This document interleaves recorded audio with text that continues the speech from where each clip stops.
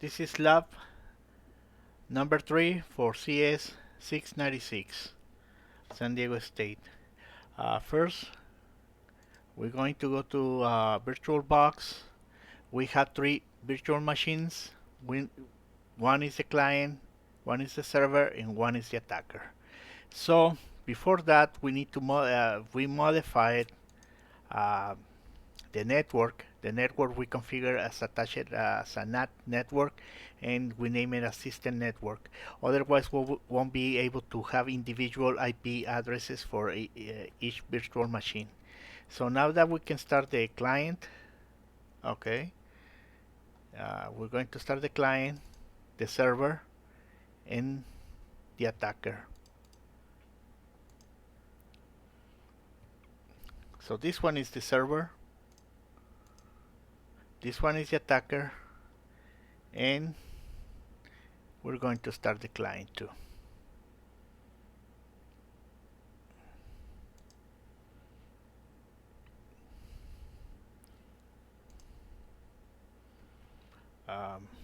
Right now we're going to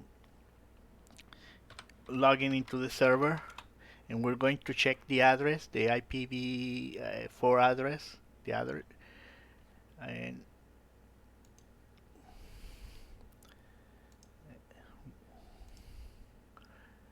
we're going to open a terminal.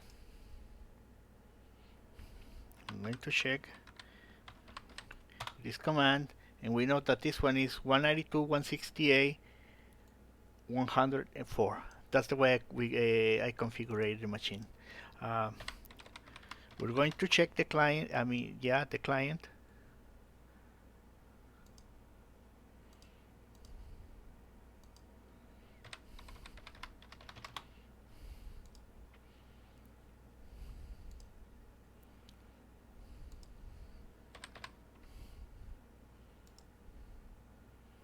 And check the same thing.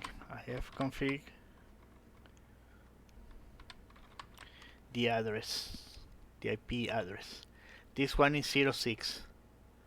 And we're going to run to see if we have communication between the two virtual machines, the ping command to 192.168.100.4. And we have communication. Don't send this one, don't send, and we're going to stop it now, and we're gonna go to the attack machine.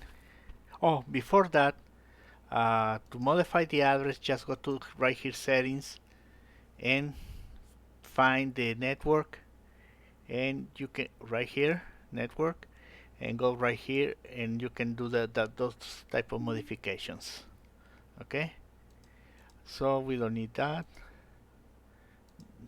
not even this one. So right here we're going to start with the terminal, and we need to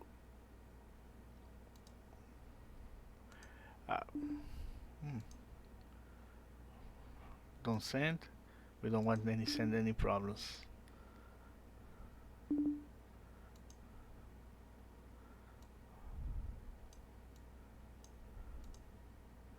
I don't care about calendars, anything like that. So now we're going to start the Wireshark. We already downloaded Wireshark and netbooks. Sudo Wireshark.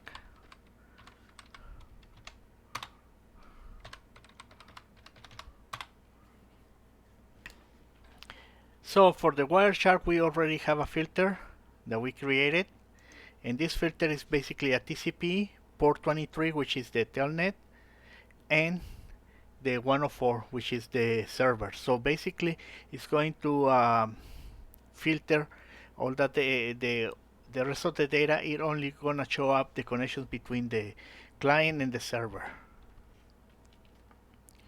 So, and we started now. Before that, we're going to have a sequence, the format that we want. We're gonna put the sequence number, We're going to remove this one, and everything else I think is fine. Um, the other information that we're going to see is that protocol preference. Later we will modify it so we can get just the sequence, not the relative numbers, just the whole sequence numbers. Okay, so but before that we need to do a telnet or start preparing the payload. To prepare the payload, we're going to open another window and um, execute Python 3 and do the encoding. Since I already have these commands more or less typed into the commands that we need to execute just to make the flow faster, just going to copy and do the paste right here, and we have already the encoding right here. So this is the encoding that we need to do to put it later. Now we're going to do the telnet.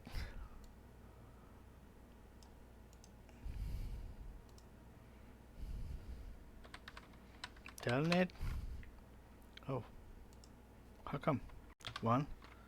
Telnet to 192.168.100.4 because that's the server. Boom, we start getting some data. I'm going to log in into the server and we got 85 sequence number, and this one has basically the information that we need. It has the source port number, it has the destination port number, the sequence number, and the acknowledge number. But before that, we're going to have another window, another terminal that we're going to be scanning the port that we're going to send the data when the TCP data when we hijack the server. And network NC, and the command is, I already have it on the report, L-P-port 9090. So right now it's scanning that port, and we're going to prepare now the networks command.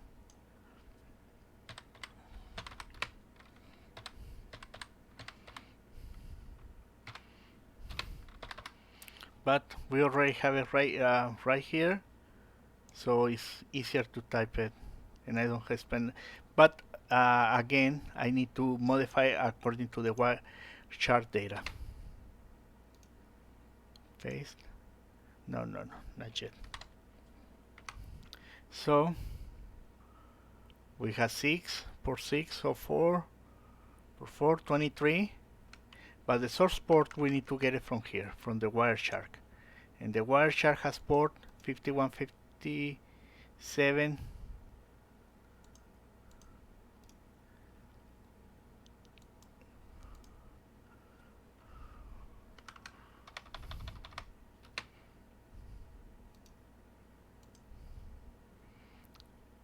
And right here we have the sequence number that we need to put also there.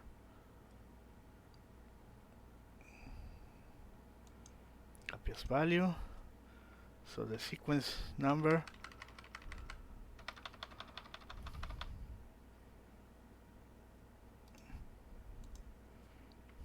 acknowledge number. The acknowledge number is this one. Copy value. Copy is kind of handy, that copy, because that way we don't make mistakes typing the number. Now the hijack, I mean the yeah, the data that we're gonna use, execute there so we can have the data is from the Python, encoded, copy, and paste. Okay, it's executing, it's asking me for the password, and boom, we send it, we got some response there, and right here we got the secret message, we can see right here. So this is the secret message right here. So it's a succeed. By the way, you can see right here is MW message 1. So that's basically part of the signature. If we look at right here at the server, it's the same message right here with W instead of E. So it's a typo that I carry on, and I left it there as a signature, so I know that is the message is getting. So that's it. Thank you, and bye. If you have any question, please let me know. Thank you. Bye.